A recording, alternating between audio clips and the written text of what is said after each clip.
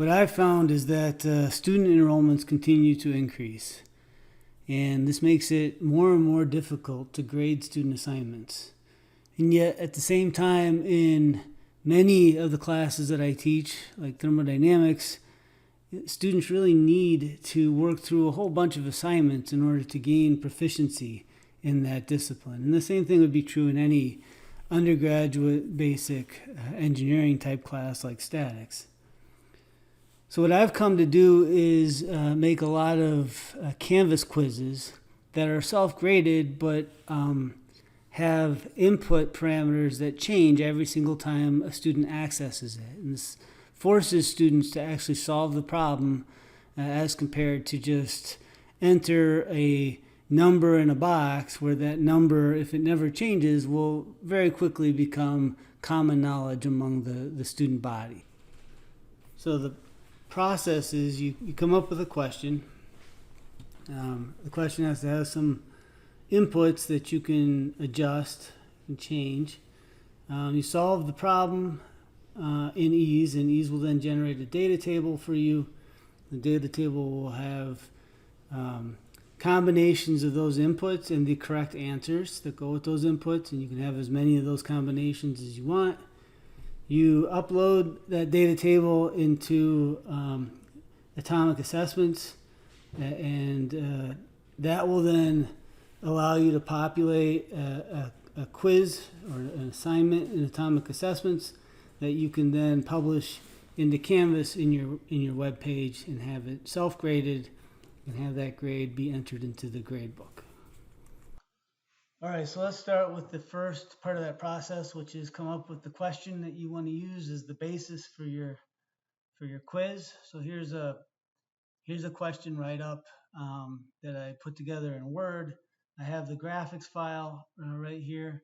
I have it saved as a JPEG, so I can use that when I want to actually build the quiz. This is a statics question. It's pretty maybe beginning statics problem in a statics course. You've got this eye bolt. It's got these two cables attached to it at fixed angles. So the angles aren't adjustable. What's adjustable in my problem is the magnitude of the force exerted by cable 1 and the magnitude exerted by cable 2. So you can see right now in the question prompt, this is input 1 and input 2, and these will be numbers that change. And we'll see how to do that when we enter this into atomic assessments. And the problem asks the student to take the vector sum of these two forces to get a resultant. And then part A is what's the magnitude of that resultant force, and then part B is the angle of that force with respect to the x-axis. So there's my question prompt. The second part of the process is to actually solve the problem in EES so I can generate the data table. So let's look at that. These are my two adjustable parameters, input 1 and input 2. These are going to be changed inside of my data table, which is a parametric table. So if I'm not running a parametric table, so $ if not parametric, and $end if, I'd like to just set these so that I can develop the solution.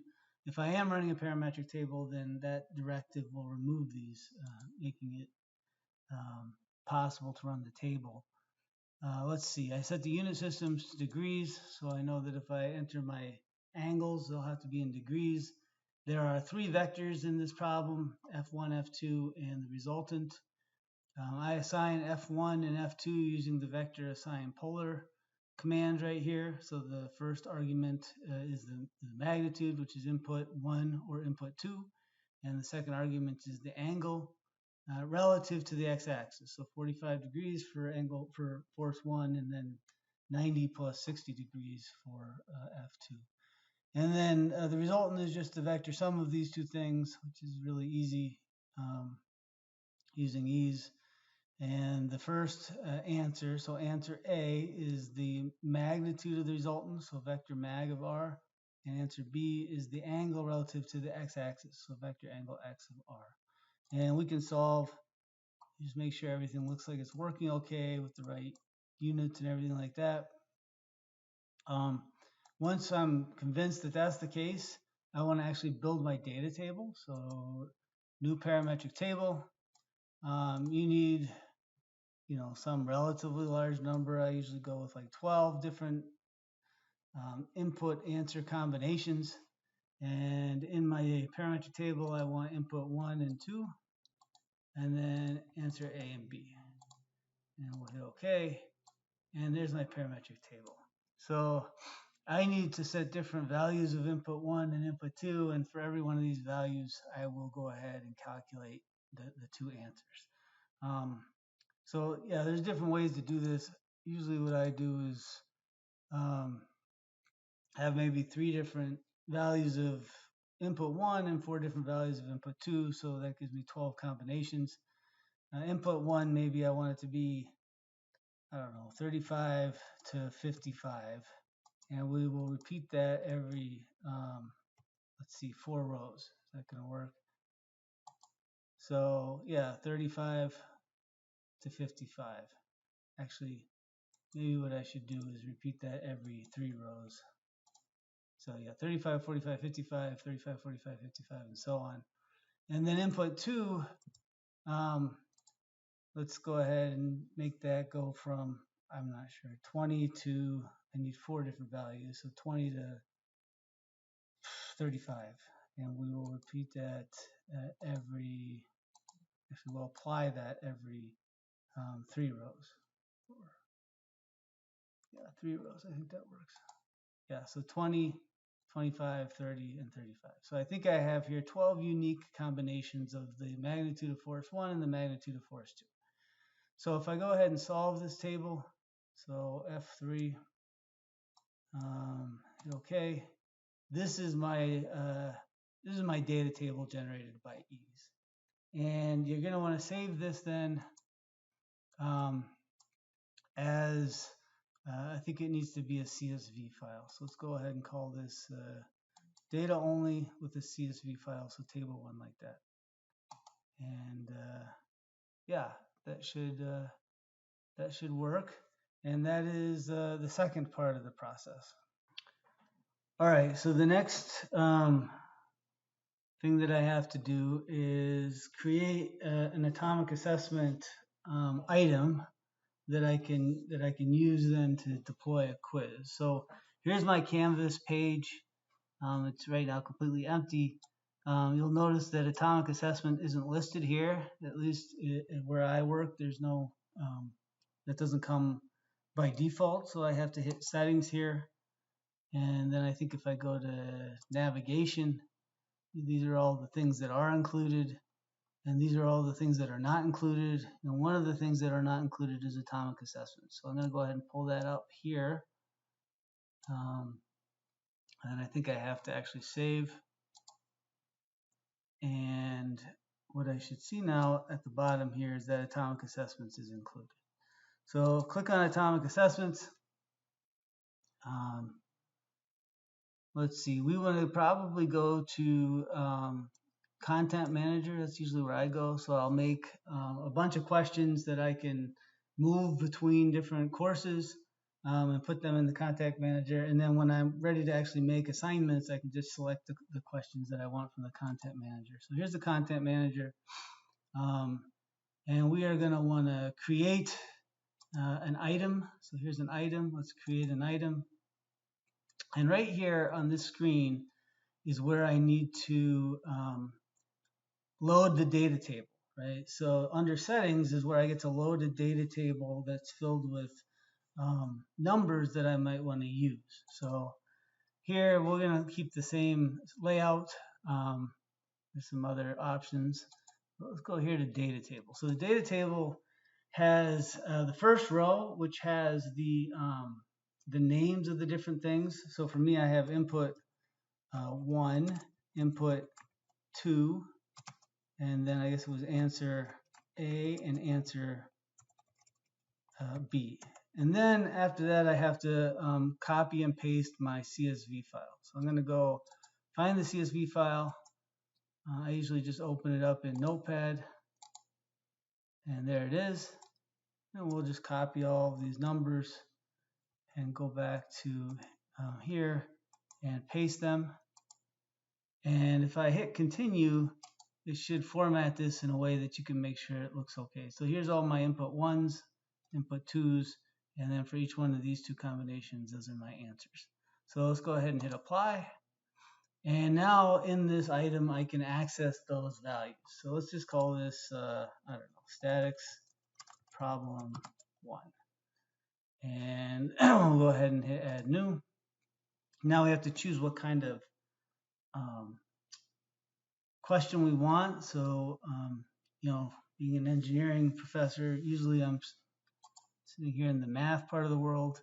I found this has got pretty much everything I need. So there's other ones that you might want to explore, but I usually use closed math. And this is where you're actually going to put the question together. So right here is where you will type in or copy and paste the prompt. So let's see, I'll go to Word and copy this and put it here. Next, I need to put the picture. So you can't paste the picture here. You have to upload it right here as an image. I think I saved that somewhere. So I have to find it. It's right here. Yeah, and you can resize it. This one obviously got a little too big, so maybe make it a little smaller. Maybe even smaller than that. 250. Okay, hit OK. That looks about right. And then we'll copy the rest of the prompt, including the very first question. So that's this part of it. Yeah, so this is my first question. It looks pretty good, except for right here, I need to replace this with an entry from my data table. So if you go up here and look under data, you can see that I get to access any of the things in that data table. This is going to be input 1, and this is going to be input 2. Input 2. Yeah, and that's going to be my question with these two numbers changing all the time. This is my response, so I don't want them to have to enter an equation, just a number response. I can indicate how many points I want. 1 point's probably fine here. And then down here, the format of the response. And there's some things that are pretty important here. First is I need to make this a value. And then what the value is not a number here, right? It's a number out of that data table. So I again go over here to the data table, and this is answer A.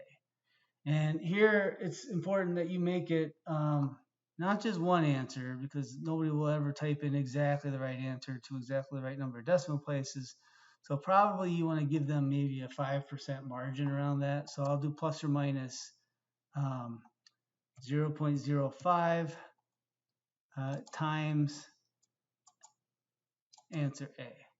So now it's, got a 5% plus and minus margin around the answer, so that basically students have a better chance of hitting it.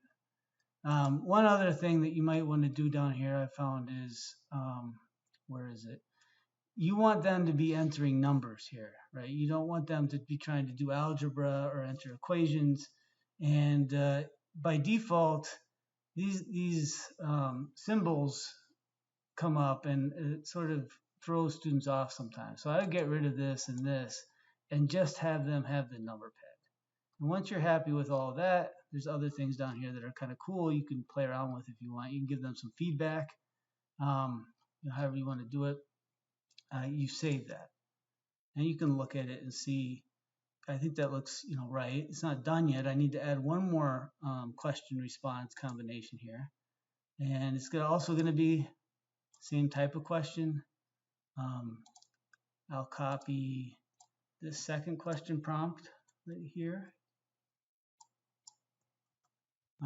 Otherwise, pretty much the same, right? I want to have just a response. Down here, it's got to be value. That's important, and you can't forget that. And then this is answer B, plus or minus 0.05 And you can tighten this up if you'd like, but I sort of err on the side of being too big. And again, I'm going to get rid of this and this and save it. And that's as simple as it is, right? If you want, you can preview this. So you can go through and make sure that it's doing what you want. You can see it filled in, some random combination of one of the rows from my data table, and that all seems to be good. So when you're happy with that,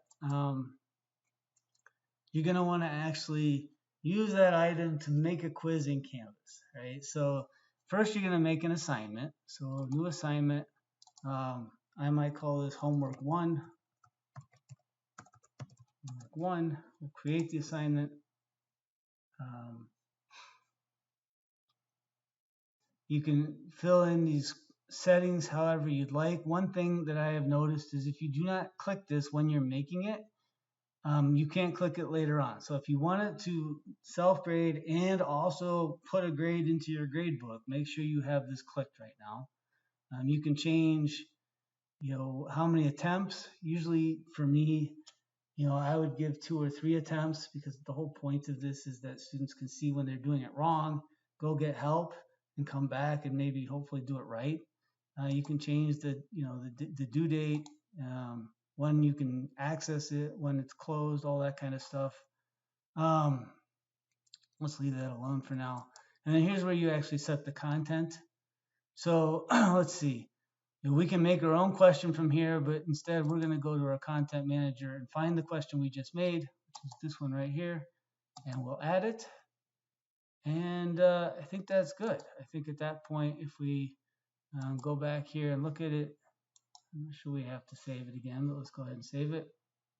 And I go to assignments. In my Canvas page, you'll see it showed up as an assignment right here. So now I can sort of, as usual, publish this. And I think at this point it acts pretty much like any other assignment that you have in your Canvas homepage. But it's nice in that, like I said, students can try the quiz. Hopefully they give it a good shot. They find out they didn't really know what they were doing. They go off, they get help to figure out how to do it. When they come back, the numbers have changed, so they have to try it again. So I have gravitated a lot to these kinds of quizzes in really big enrollment classes, just because I think it's important. And this is one way. There's other ways to use these to help you teach some of these large enrollment engineering classes.